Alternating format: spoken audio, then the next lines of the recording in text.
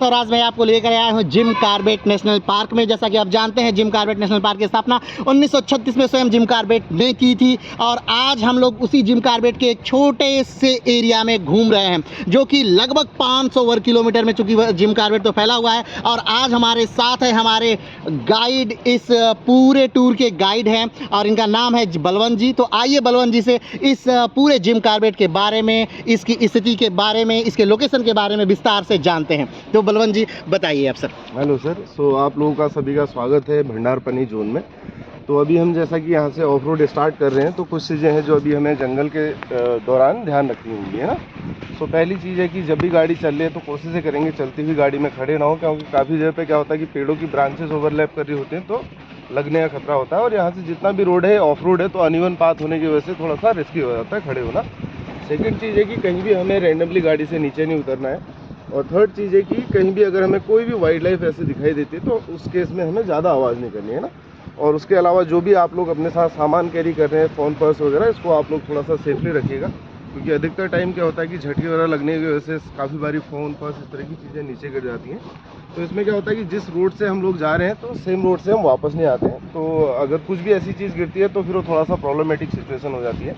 और इसके साथ साथ जो भी आप लोगों के पास अगर कुछ ऐसे ईटेबल आइटम्स हैं तो इसके जो भी अगर रैपर वगैरह होते हैं, अभी किसी भी तरह का वेस्ट हमें गाड़ी से बाहर नहीं फेंकना है, क्योंकि अभी हमें जो भी यहाँ पे एक गार्बेज बैग मिला है, तो जो भी वेस्ट होगा हम उसमें उसको कैरी करेंगे और वापस आके डस्टबिन में उसको डालेंगे, है ना।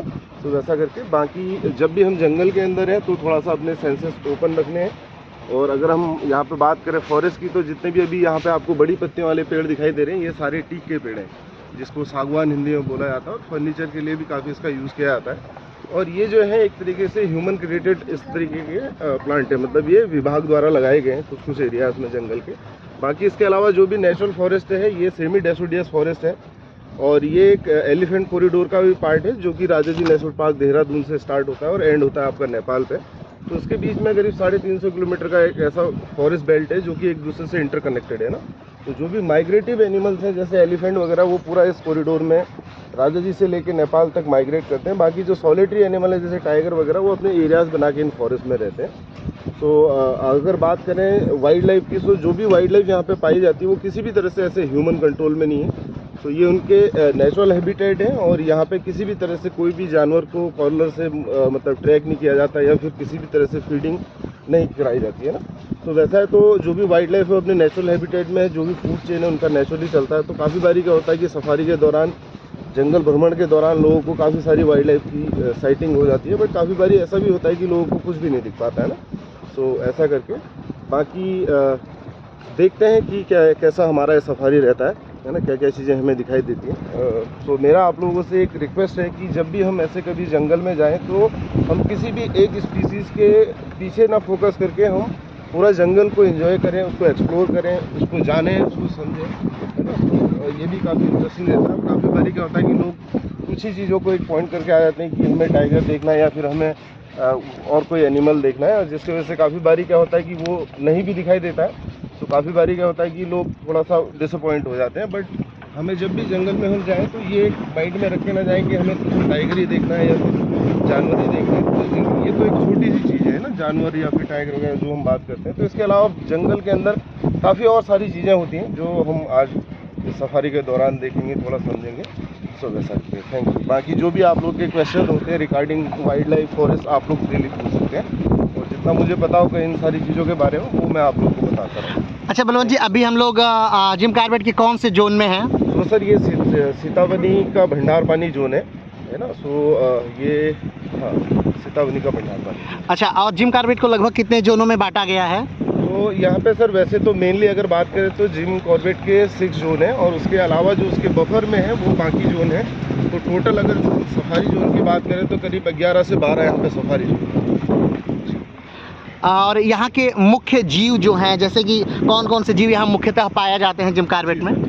तो जैसा कि अगर हम बात करें डियर की, तो डियर की यहाँ पे मेनली 3 स्पीसीज़ पाई जाती है, जिसमें सांबर डियर जो है सबसे बड़ा डियर है। उसमें उससे जो छोटा डियर होता है उसको स्पॉटेड डियर बोलते हैं, और सबसे छोटा डियर होता है उसको बार्किंग डियर बोलते हैं। इसके अलावा टाइगर है, लेपर्ड है, एलिफेंट है, वाइल्ड बुल है, पॉर्क्यूपाइन है।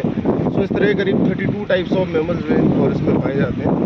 और अगर बात करें बर्ड्स की तो करीब ऑल ओवर मतलब कॉर्बेट लैंडस्केप में करीब 600 प्लस स्पीसीज ऑफ बर्ड्स भी जो है पाई जाती है। अच्छा, यहाँ मुख्य अगर वनस्पतियों की बात करें, पेड़ों की बात करें, तो कौन कौन से पेड़ यहाँ मुख्यतः और वनस्पतियाँ पाई जाती हैं? तो मेनली तो सर अगर हम बात करें फॉरेस्ट की तो यहाँ पे 2 टाइप के फॉरेस्ट हैं। एक है जो मैन मेड जिसे हम बोलते हैं, और दूसरा है नेचुरल फॉरेस्ट। अभी आप ये जो फॉरेस्ट देख रहे हैं ये पूरा नेचुरल फॉरेस्ट है, जिसमें अगर हम बात करें ट्रीज़ की तो जिसमें ज़्यादातर जो डोमिनेंस है ट्रीज़ का वो साल का है। तो जितने भी आप बड़े पेड़ देख रहे हैं जिनकी बार्क में से लाइनिंग्स हैं, तो ये सारे साल ट्रीज़ हैं, और हिंदी में इसको साल बोलते हैं। सूर्या रोबोस्टा इसको बॉटनिकल नेम है।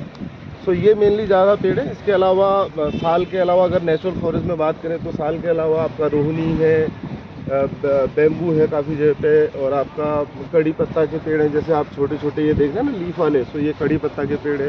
इसके अलावा भी काफ़ी सारे मतलब इस नेचुरल फॉरेस्ट में अराउंड 137 स्पीसीज़ ऑफ ट्रीज पाए जाते हैं। और दूसरा जो फॉरेस्ट है जो मैन मेड फॉरेस्ट जिसे हम बोलते हैं, तो उसमें जो मेनली पेड़ हैं वो है आपका सागवान के, जिसको हम टीक बोलते हैं। जी सर। अभी मतलब यहाँ पे जो जिम कार्बेट का पूरा क्षेत्र है, इसका हम लोग कोर पॉइंट पे नहीं है, तो कोर पॉइंट पे जो जोन है वो कौन सा जोन है? सर कोर पॉइंट पे जो मेन जो सबसे पहला जोन भी हम जिसको बोलते हैं वो है आपका सर ढिकाला जोन, जहाँ पे कि जो भी जिप्सी सफारी होती है, सो वहाँ पे मतलब मिनिमम 1 नाइट स्टे कंपलसरी होता है वहाँ पे करना। वहाँ पे 2 टाइप से सफारी चलती है, एक जिप्सी सफारी और एक कैरेक्टर सफारी, जिसको जो कि हमारा मेन जो कोर जोन है वो है ढिकाला का। अच्छा, ढिकाला यहाँ का मुख्य जोन है, और ढिकाला पर ही यहाँ पर एक मुख्य सफारी जो चलती है वो बाकी जोनों में नहीं चलती है। हाँ, वहाँ पे क्या है कि सर जैसे आप जिप्सी सफारी की बात करते हैं, तो जिप्सी सफारी अगर वहाँ पे आप लेते हैं तो उसमें आपको मिनिमम 1 नाइट स्टे का कंपलसरी होता है अंदर FRS में करना, जो फॉरेस्ट रेस्ट हाउस बने होते हैं जंगल के अंदर, उसमें। अदरवाइज़ आप जिप्सी सफारी वहाँ पे नहीं कर सकते हैं। तो फिर डे विजिट सफारी के लिए वहाँ पे कैंटर की सुविधा उपलब्ध है, जो एक मिनी बस टाइप होता है, तो वो डे विजिट में चलता है। अच्छा, जैसा आपने बताया कि नेपाल से लेकर के राजा जी नेशनल पार्क तक, उत्तराखंड तक पूरा फैला हुआ है, और जीव कुछ इसमें यहाँ से वहाँ तक आवागमन करते हैं, लेकिन जैसे टाइगर जो हैं वो अपना एरिया बना करके जगह जगह पे रहते हैं। तो लगभग कितने वर्ग किलोमीटर में ये पूरा नेशनल पार्क फैला हुआ है? तो अगर हम बात करें सर कॉर्बेट की तो करीब 1328 अभी इसका लेटेस्ट मतलब एरिया हुआ है, 1328 स्क्वायर किलोमीटर। बाकी अगर उधर से राजा जी इसके जो मेन कॉरिडोर जहाँ से स्टार्ट होता है वहाँ पे राजा जी है, उसके बाद आपका कॉर्बेट नेशनल पार्क है, उसके बाद सीतावनी कंजर्वेशन रिजर्व है, इसके बाद एक वाइल्ड लाइफ सेंचुरी पड़ती है जिसको नंदौर वाइल्ड लाइफ सेंचुरी बोलते हैं। तो उसके बाद फिर आपका आगे ये नेपाल तक कनेक्ट हो जाता है। जैसे कि ये जिम कार्बेट जो है एक टाइगर रिजर्व के रूप में भी जाना जाता है, तो टाइगर रिजर्व के रूप में इसे कब मान्यता मिली थी? सर टाइगर रिजर्व इसको जो बनाया था वो 1936 में इसको टाइगर रिजर्व घोषित किया था, और इनफैक्ट ये देश का भी हमारा पहला नेशनल पार्क है अपने इंडिया का। तो जैसा आप लोगों ने देखा कि जो जिम कार्बेट नेशनल पार्क है वो भारत का पहला नेशनल पार्क है, जिसकी स्थापना 1936 में जिम कार्बेट द्वारा की गई थी। 1947 में जब देश आज़ाद हुआ उसके बाद जिम कार्बेट यहाँ पे अपनी सारी प्रॉपर्टी बेच करके अपने देश वापस चले गए। 1957 में जिम कार्बेट की मृत्यु हो जाती है, और उसके बाद इस कार्बेट का नाम बदल करके, यानी इस नेशनल पार्क का नाम बदल करके उन्हीं के नाम पर जिम कार्बेट नेशनल पार्क कर दिया गया। उससे पहले इसका नाम हैली नेशनल पार्क था, और वर्तमान समय में फिर से इसके नाम बदलने की थोड़ी बहुत कवायद शुरू हुई थी कि रामगंगा नेशनल पार्क कर दिया जाए। क्या ऐसा कुछ हुआ था? हाँ सर, मतलब इसका जो पहले जब 1936 में इस्टेब्लिश हुआ था तो उस टाइम पे गवर्नर हुआ करते थे मेलकम हेली, उनके नाम पे इसका नाम हेली नेशनल पार्क रखा गया था। फिर जब हमारा देश इंडिपेंडेंट हुआ 1947 में, तो फिर इसका नाम बदल के रामगंगा नेशनल पार्क रखा गया था। उसके बाद जब 1955 में जब कॉर्बेट साहब की डेथ हुई थी, उसके 2 साल बाद 1957 में इस जगह का नाम बदल के कॉर्बेट नेशनल पार्क रखा गया था। सो बीच में हाँ कुछ कवायद चल रही थी कि इसका नाम चेंज किया जाए, पर अभी वो चेंज तो नहीं हुआ है। तो अभी आप लोगों ने देखा कि जैसे कि यहाँ पे फिर से लोगों द्वारा रोका गया कि नहीं, जिम कार्बेट नाम ही इसका चलेगा। अच्छा बलवंत जी, ये बताइए यहाँ पे कितने शिफ्ट में सफारियाँ चलती हैं? तो मेनली सर यहाँ पे 2 शिफ्ट में सफारी चलती है। एक मॉर्निंग 6:30 पे विंटर के टाइम में स्टार्ट होती है, और दूसरा इवनिंग आफ्टरनून टाइम में 1:30 से स्टार्ट होती है। 6:30 मॉर्निंग और 1:30 इवनिंग। अच्छा, जनरली यहाँ पर जो जीव दिखाई देते हैं वो किस महीने में ज़्यादातर दिखाई देते हैं? सर बात करें अगर सो मेनली यहाँ पे मानसून के टाइम में तो मोस्टली सफारी जोन बंद किए कर दिए जाते हैं, क्योंकि थोड़ा सा यहाँ पे जंगल में बारिश के टाइम में आना थोड़ा सा रिस्की हो जाता है, क्योंकि काफ़ी जगह पे फिसलन हो जाती है, काफ़ी सारी जगह पे लैंडस्लाइड हो सकता है, और यहाँ पे जैसे छोटी छोटी स्ट्रीम होती है तो इसमें फ्लड के भी बहुत ज़्यादा चांसेस हो जाते हैं। सो मेनली इसमें जो यहाँ पे सीज़न है वो है विंटर और आपका समर का टाइम। तो अगर बात करें साइटिंग की तो कंपेरेटिवली विंटर समर में ज़्यादा अच्छी साइटिंग्स होती हैं, क्योंकि अभी अगर बात करें विंटर के टाइम की तो अभी इससे पहले मानसून हुआ है, तो जिसकी वजह से क्या होता है कि एक तो फॉरेस्ट काफ़ी डेंस होता है, बहुत घना होता है, बहुत हरा भरा होता है, और दूसरा क्या होता है कि जो भी वाइल्ड लाइफ है वो मेनली उनको बहुत ज़्यादा पानी की रिक्वायरमेंट नहीं होती है, और इसके साथ साथ क्या होता है कि उनको बहुत ज़्यादा मूवमेंट करना मतलब वो नहीं होता ना, मतलब सही नहीं लगता तो विंटर के टाइम में। तो इस टाइम पे वो बेसिकली ऐसे एरियाज़ में चले जाते हैं जहाँ सनलाइट अच्छी हो, या जैसे कोई पहाड़ी क्षेत्र में जहाँ पे घास के मैदान हो, तो वहाँ पे उनको सनलाइट अच्छे से मिले और ठंडी से बचे, तो वैसा करके तो मूवमेंट कम रहता है, तो इस वजह से थोड़ा सा साइटिंग कम रहती है। अगर इसी के कंपेरेटिवली अगर हम बात करते हैं समर की, तो समर के टाइम में क्या होता है, एक तो यहाँ पे लीफ फॉल स्टार्ट हो जाता है, तो विजिबिलिटी बहुत बढ़ जाती है, मतलब हम दूर तक देख सकते हैं, और दूसरा जंगल के अंदर गर्मी होने की वजह से क्या है कि जानवरों की रिक्वायरमेंट बढ़ जाती है वाटर की, तो जो भी वाटर बॉडीज जंगल के अंदर होती हैं तो उन एरियाज़ में साइटिंग के चांसेस बढ़ जाते हैं। अच्छा, जैसा कि आपने बताया कि वाटर की रिक्वायरमेंट गर्मियों में जानवरों की बढ़ जाती है, तो अभी जनरली हम लोगों ने हर जगह देखा तो हर जगह सूखा हुआ था, कहीं कोई नदी नहीं, जैसे कि हम जानते हैं कि जो जिम कॉर्बेट नेशनल पार्क है इसमें रामगंगा नामक एक नदी बहती है, तो और कौन कौन सी नदियाँ हैं यहाँ पर और कौन सा वाटर के सोर्स है इस जिम कॉर्बेट में? तो सर वैसे तो जो रामगंगा नदी है वो आपका ढिकाला जोन के अंदर बहती है, और बाकी जोनों में अगर बात करें तो यहाँ पे छोटी छोटी नदियाँ, वैसे अगर हम अपने आसपास की बात करें सीतावनी के आसपास की, तो यहाँ पे दो मेन नदियाँ हैं, जिसमें से एक नदी का नाम दाबका है और दूसरी नदी का नाम कोसी है। तो जैसा कि आप अभी सफारी के लिए आ भी रहे थे पक्के रूट से, तो जंगल के अंदर आप जब पक्के रूट में आए तो वहाँ पे जो आपको आपके लेफ्ट साइड में जो रिवर दिख रही थी वो कोसी रिवर थी। तो यहाँ पे मेन दो रिवर है। इसके अलावा अगर बात करें कि जंगल के अंदर की बात, तो जंगल में क्या होता है कि सब छोटी छोटी स्ट्रीम होती है, जैसा कि हम अभी आगे चल के देखेंगे भी, और काफ़ी सारी जगह पे क्या होता है कि ऐसे छोटे छोटे पॉन्ड्स बन जाते हैं जिनको हम वाटर होल्स बोलते हैं, और जहाँ पे अगर पानी की थोड़ी किल्लत होती है तो वहाँ पे फॉरेस्ट डिपार्टमेंट अपने आर्टिफिशियल ऐसे वाटर होल्स बनाते हैं, जिसको समर के टाइम में वो रिफ़िल करते हैं वाटर से ना, कैंटर से उसमें पानी रिफ़िल किया जाता है। अच्छा, क्या जैसे बाकी जो बड़े बड़े नेशनल पार्क्स हैं या फिर दूसरे देशों के बड़े बड़े नेशनल पार्क्स हैं वहाँ पर जानवरों की टैगिंग की जाती है, क्या यहाँ भी टैगिंग की जाती है? नहीं सर, यहाँ पे तो ऐसा जो भी नेचुरल हैबिटेट में जो भी जानवर हैं उनकी ऐसे टैगिंग नहीं की जाती है। सो बाकी काफ़ी बारी क्या होता है कि कुछ जैसे रेस्क्यू कर लिया किसी टाइगर का या फिर किसी भी जानवर का, तो हाँ उनका मूवमेंट या फिर उनको अगर ओपन हैबिटेट में डालते हैं तो उस केस में यहाँ पे वो किया जाता है कि उनको टैग किया जाता है। अदरवाइज जो भी नेचुरल हैबिटेट में जो जानवर है उसके ऊपर किसी भी तरह का कोई टैग नहीं होता है। देखेंगे तो जो इधर में आपको ये होल मतलब एक सर्कल टाइप दिख रहा है, तो यहाँ पे ये मैन मेड वाटर होल है। तो ये डिपार्टमेंट द्वारा बनाया गया है, क्योंकि इस एरिया में थोड़ा सा पानी की कमी है, तो कुछ कुछ जगह पे ऐसे वाटर होल बनाए जाते हैं। और समर, अब वैसे तो विंटर के टाइम में भी इसमें पानी है, क्योंकि मानसून का कुछ पानी रुका हुआ है, और आजकल क्या होता है कि ठंडी की वजह से थोड़ा सा एवोपरेशन भी बहुत कम होता है, तो इस वजह से इसमें पानी अभी है। समर के टाइम में क्या होगा, ये सूखने लग जाएगा क्योंकि एवोपरेशन बढ़ जाएगा, तो इसमें क्या होता है फिर डिपार्टमेंट इसको रिफिल करता है कैंटर से। अच्छा अच्छा, यहाँ पे रुकने का कोई विशेष कारण है अभी? तो सर यहाँ पे वाटर होल होने की वजह से काफ़ी बारी क्या होता है कि जानवरों का मूवमेंट पानी की साइड होता है, तो इस वजह से हम थोड़ा सा इनको चेक करते हुए जाते हैं। जी, जाते हैं तो उनको ऐसा लगता है कि ये अकेले हैं, है ना? तो वो जैसे ही वो अकेला देखते हैं किसी को नीचे ऐसे देखेंगे, तो उनको लगेगा कि हाँ, इस पे हम अटैक कर सकते हैं। तो ऐसे केस में रिस्की हो जाता है, क्योंकि यहाँ पे इस तरह के एम्बुश करने वाले जानवर होते हैं, जैसे टाइगर, लेपर्ड वगैरह ना, तो वैसा।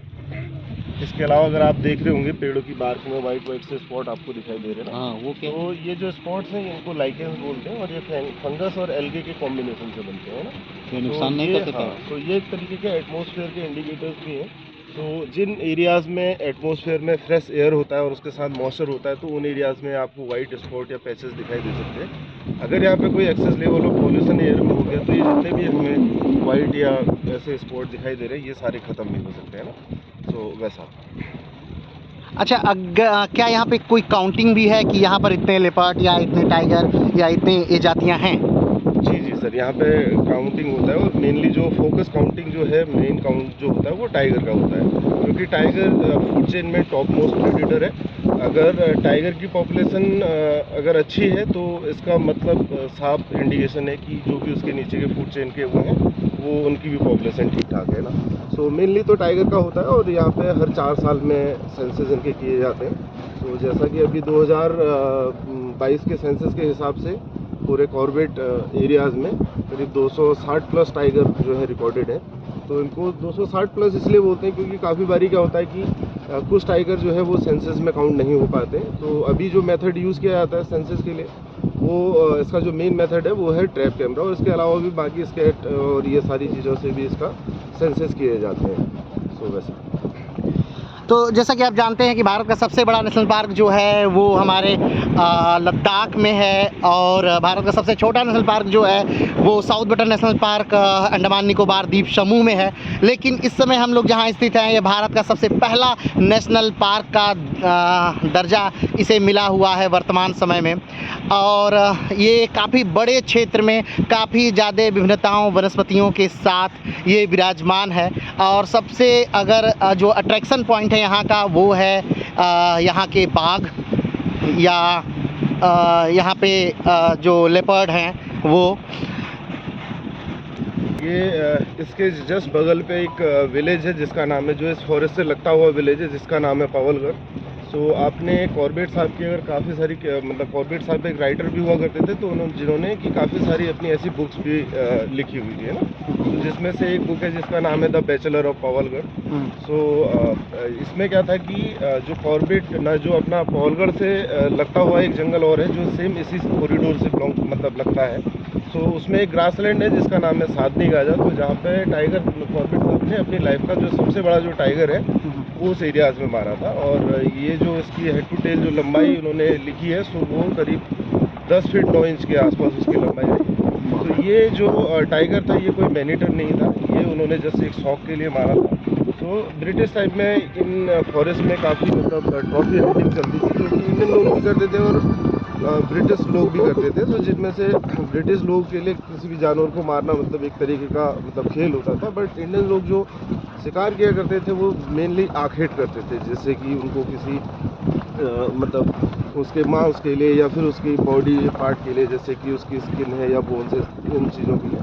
सो वैसा होता था। और उसके बाद तो इन्होंने जो ये टाइगर मारा था ये इनकी लाइफ का मतलब सबसे बड़ा टाइगर था कॉर्बेट साहब की लाइफ का ना। तो उन्होंने उसके बारे में पूरा किताब लिखा हुआ है। कौन सी गांव में मारा था? पावलगढ़ विलेज के पास में। तो जैसा कि आप जानते हैं कि जो कॉर्बेट साहब थे वो खुद एक बहुत बेहतरीन शिकारी थे शुरू में, और धीरे धीरे शिकार में उनकी रुचि बढ़ने लगी। लेकिन फिर पता नहीं क्या ऐसा हुआ कि उनका मोह आने लगा जानवरों से, और फिर वो जानवरों को बचाने का एक अभियान शुरू करने लगे, और फिर वो जानवरों को मारने का जो था वो छोड़ने लगे धीरे धीरे। और जैसा कि सर ने बताया कि यहाँ पर कुछ दूर पर एक गांव है, और उसी गांव के पास जिम कॉर्बेट ने अपने जीवन का सबसे लंबा टाइगर का शिकार किया था। और आज आप देख रहे हैं कि उन्हीं के नाम पर इस पूरे जंगल का नाम या पूरे नेशनल पार्क का नाम पड़ा हुआ है।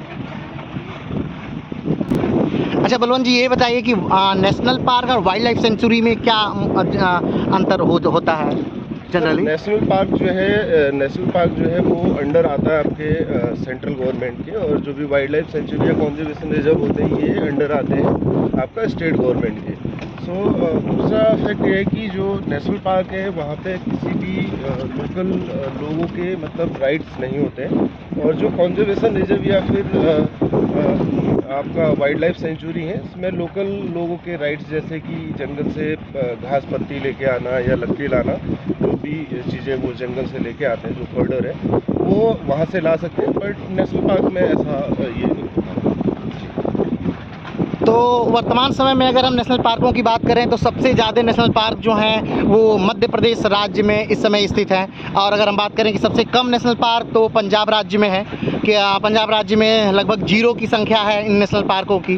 और अगर दूसरे नंबर पे सबसे ज़्यादा नेशनल पार्कों की बात करें तो जो केंद्र शासित प्रदेश है अंडमान निकोबार द्वीप समूह, उसमें दूसरे नंबर पे सबसे ज़्यादा नेशनल पार्क हैं। तो अच्छा, इन नेशनल पार्कों की जो ज़रूरतें होती हैं, क्या उन वो कैसे पूरी होती हैं? जानवरों की जो ज़रूरतें हैं मोस्टली, जैसे शेर की ज़रूरत, हिरन वगैरह, क्या उन्हें आसानी से भोजन, उनका शिकार मिल जाता है उनको? जी जी बिल्कुल सर। सो बेसिकली अगर हम इनकी बात करें, सो जैसा कि मैंने आपको पहले बताया भी कि इनमें क्या है कि हम अभी जो भी ये हैबिटेट है ये नेचुरल है, और जो भी यहाँ पे वाइल्ड लाइफ है वो नेचुरल हैबिटेट में रह रही है, और उसका जो भी फूड चेन है वो नेचुरली चलता है। सो बेसिकली इसके बारे में जैसा अभी हम सेंसस की बात भी कर रहे थे कि यहाँ पे जो है टाइगर की काफ़ी अच्छी पॉपुलेशन है, और जिससे कि साफ इंडिकेट होता है कि हाँ यहाँ की जो बायोडाइवर्सिटी है वो काफ़ी रिच है ना। सो ऐसे में अगर हम बात करें कि यहाँ पे फीडिंग वगैरह अलाउड नहीं होती, जो भी वाइल्ड लाइफ है वो अपने नेचुरली तरीके से शिकार कर रही है। अभी एक सेंसस हुआ था 2022 में, सो जिसमें कि 4.5 से 5 स्क्वायर किलोमीटर पर टाइगर की टेरिटरी मतलब आंकी गई थी। तो अगर टाइगर की मेनली जो टेरिटरी होती है वो 10 स्क्वायर किलोमीटर से ऐसा ये करते हैं, मेजर करते हैं। तो यहाँ पे 4.5 से 5 स्क्वायर किलोमीटर अगर किसी टाइगर की टेरिटरी है तो इसका मतलब उसके लिए खाने के लिए और पीने के लिए यहाँ पे चीज़ें जो है पर्याप्त हैं। सो अगर जो और डिपेंड भी इनकी जो टेरिटरीज करती हैं वो डिपेंड करती हैं वहाँ की फूड अवेलेबिलिटी और वाटर अवेलेबिलिटी के ऊपर। तो यहाँ पे जो टाइगर की टेरिटरीज हैं वो थोड़ा छोटी है, तो इसका मतलब कहीं ना कहीं उनके लिए खाने के लिए और पीने के लिए जो है काफ़ी ठीक जो है चीज़ें यहाँ पे चलती हैं ना। तो अगर ये टेरिटरीज़ के एरियाज़ अगर बढ़ते हैं तो ऐसे में फिर साफ मतलब समझ में आता है कि हाँ उनके लिए चीज़ें कम हो रही हैं और उनको ज़्यादा उसमें ट्रेवल करना पड़ रहा है ना जंगल के अंदर, तो ऐसे में उनकी टेरिटरीज़ भी बढ़ जाती हैं। क्या जनरली यहाँ पर ऐसा भी होते हैं कि यहाँ के आसपास के गाँव में शेर निकल जाए और वहाँ के लोगों को नुकसान पहुँचाए? जी जी जी सर, ऐसा काफ़ी बारी हो जाता है, और ये ह्यूमन वाइल्ड लाइफ कॉन्फ्लिक्ट है जो कि अभी थोड़ा सा मतलब इसका परसेंटेज बढ़ रहा है। सो ऐसा अभी लेटेस्ट अगर बात करें तो अभी 2 दिन पहले यहाँ पे जहाँ से अभी हमने ऑफ रोड स्टार्ट किया था, यहाँ से ऊपर एक भलौन करके एक गांव है जहाँ पे अभी एक टाइगर ने मतलब एक इंसान का किल किया है, और विद इन अगर हफ्ते के अंदर बात करें तो करीब 2 से 3 लोगों की मौत यहाँ पे हुई है टाइगर के अटैक से। अच्छा, माने ये जनरली ये नॉर्मल है कि यहाँ पे टाइगर निकल जाए और लोगों पर अटैक